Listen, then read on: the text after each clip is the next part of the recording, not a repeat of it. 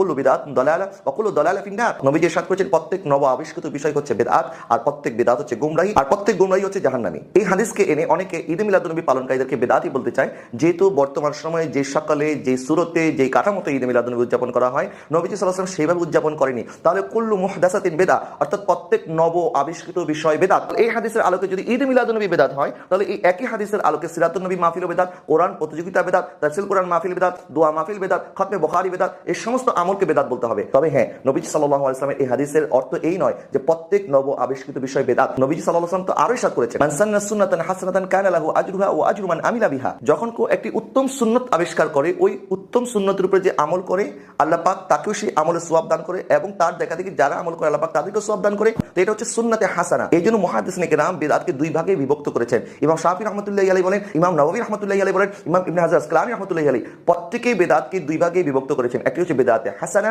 আর একটা হচ্ছে বিদআতে সাইয়্যা। বিদআতে হাসানা মানে উত্তম বিদআত, বিদআতে সাইয়্যা হচ্ছে খারাপ বিদআত, বর্জনীয় বিদআত। এবং নবী সাল্লাল্লাহু আলাইহি ওয়াসাল্লাম বিদআত বলতে ওই বিদআতে সাইয়্যাকে বুঝিয়েছেন, বিদআতে হাসানাকে বুঝান নাই। আচ্ছা, বেদাতে হাসানা মানে আমরা কি বুঝি? কোন জিনিস বেদাত মানে কি? বেদাতে ভালো বেদাত খারাপ বেদাত বাদ দেন। বেদাত মানে কি? শরীয়তের মধ্যে যে আমলটা আল্লাহ রসুলের যুগে ছিল না, সহজভাবে বুঝেন, সাহাবা একরামের যুগে ছিল না, যে কাজ আল্লাহ রসুল করে নাই, যে কাজ সাহাবি করে নাই, সেটা হচ্ছে বেদাত।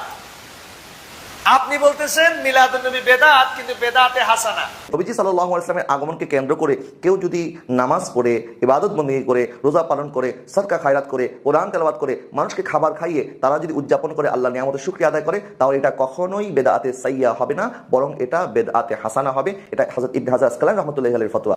তো ভাই, এটা যদি বেদাতে হাসানা হয়, আপনি আবার কোরআন হাদিস থেকে দলিল দেন যে কোরআনে মিলাদ আছে, হাদিসেও মিলাদ আছে, তবে মিলাদুন নবী হচ্ছে বিদাতে হাসানা। এটা কমপ্লিট করার জন্য আলেম হওয়া লাগবে না। কোন আমল যদি কোরআনে থাকে, এটা কি আর বেদাত থাকে? আপনি এটাকে সুন্নত বলেন। যদি মিলাদুন নবী যারা সুন্নত বলে, দলিল নিয়ে কথা আছে, কিন্তু মিলাদুন নবী যারা বেদাত বলে, আপনি কোরআন হাদিস থেকে কেমনে দলিল দেন? কারণ কোরআনে যদি মিলাদুন নবীর দলিল থাকে, এটা কি আর বেদাত হয়? এটা কি আর বেদাতে হাসানা হবে? এটা ডাইরেক্ট সুন্নাত। আর যদি আল্লাহ হুকুম দেয়, তাহলে ফরজ হয়ে যাইব।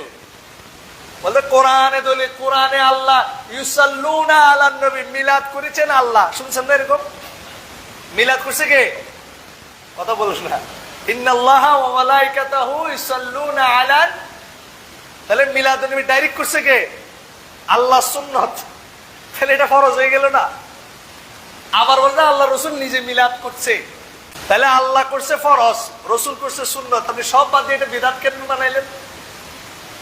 তার মানে এরা নিজেরাই কনফিউজড। যারা বলছেন মিলাদুন নবী বিদআত, প্রথম কথা হচ্ছে মিলাদুন নবী ফরজও না, সুন্নাতও না, বেদাতে হাসানাও না, এটা বেদাত। এটা কি? আজ আমি বেরেলভী ভাই যারা আছেন, যারা মিলাদুন নবী পালন করেন বেদাতে হাসানা মনে করে, প্রচলিত মিলাদুন নবী বিদাতে হাসানা নয়, বিদাতে সাইয়্যা।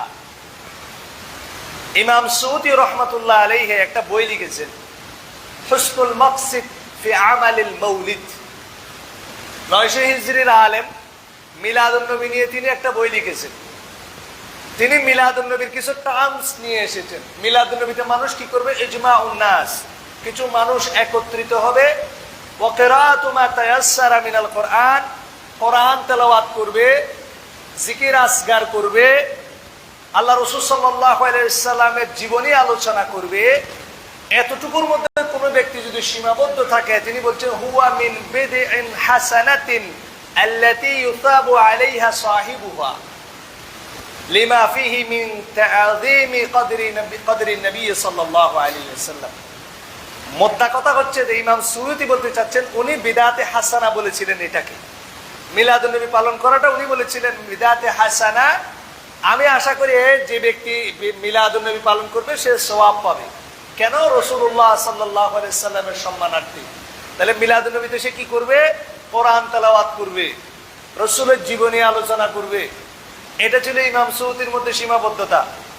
উনি এটাকে বিদআতে হাসানা বলেছেন। ওনার কথা সত্য না ভুল, সঠিক না বেঠিক আমরা পরে আসতেছি।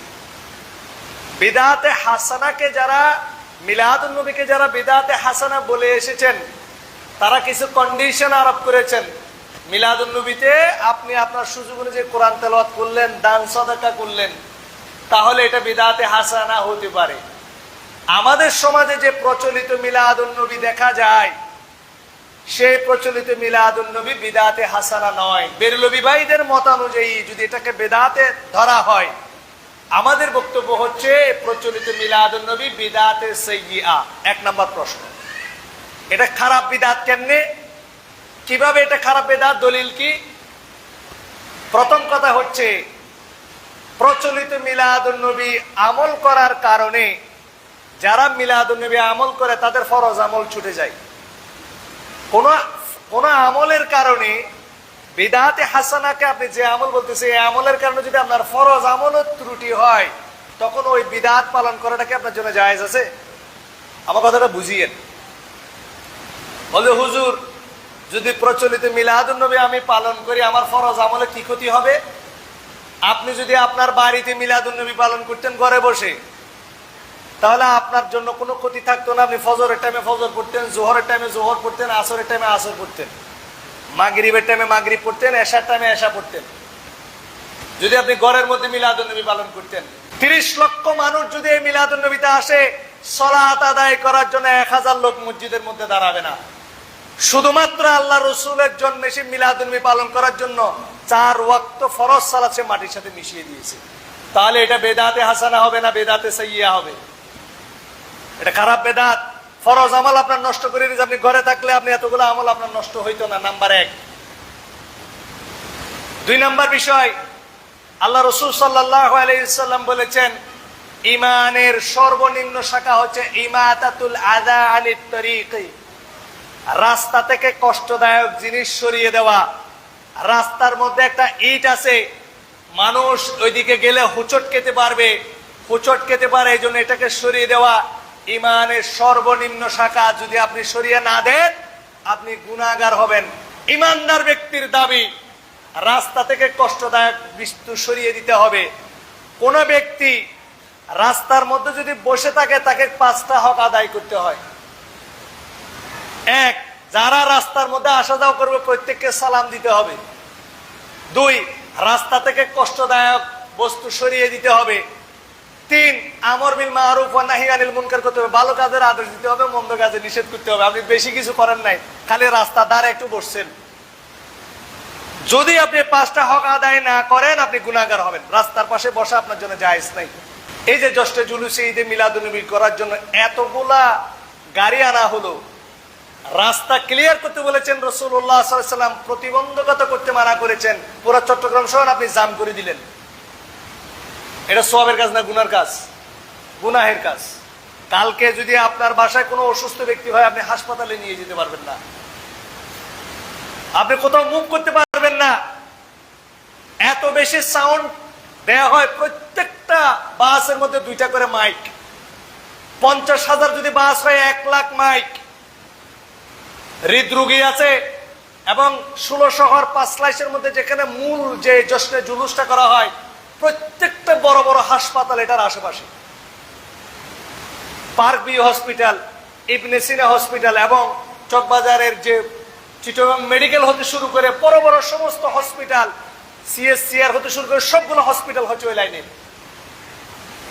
হার্টের রোগী আছে, আপনারা ভালো করে জানেন, যারা হার্টের রোগী এরকম সাউন্ড শুনলে স্ট্রোক করতে পারে। আপনি মাইক বাজিয়ে দিয়েছেন, কোন একটা মাইক বন্ধ হয়? কোন একটা ডিজে সাউন্ড সিস্টেম বন্ধ হয়? হয় না। সারা দিন কন্টিনিউয়াসলি মাইকে আওয়াজ শোনা হচ্ছে। অসংখ্য রোগী আমাদের ঘরের মধ্যে রয়েছেন, 1000 মানুষ। আল্লাহ রাসূল সাল্লাল্লাহু আলাইহি ওয়াসাল্লাম শরীয়ত থেকে এটা অনুমোদিত নয় যে আপনি সারা দিন আপনি লক্ষ লক্ষ মাইক লাগিয়ে আপনি মাইক বাজাবেন। আপনি সেখানে কোরআন তেলাওয়াতও যদি দেন, এটা হারাম। কারণ আপনি মানুষ 1 লক্ষ মাইক দিয়ে আপনি যদি রাস্তার মধ্যে যদি আপনি কোরআন তেলাওয়াত দেন, এটা হারাম, মানুষকে কষ্ট দেওয়া। সুতরাং প্রচলিত যে মিলাদুন নবী করানো হচ্ছে, এই 2 নম্বর পয়েন্ট হচ্ছে এটা বিদআতে সাইয়্যিআ, এটা বিদআত। 3 নম্বর বারে হচ্ছে টাকার অপচয়।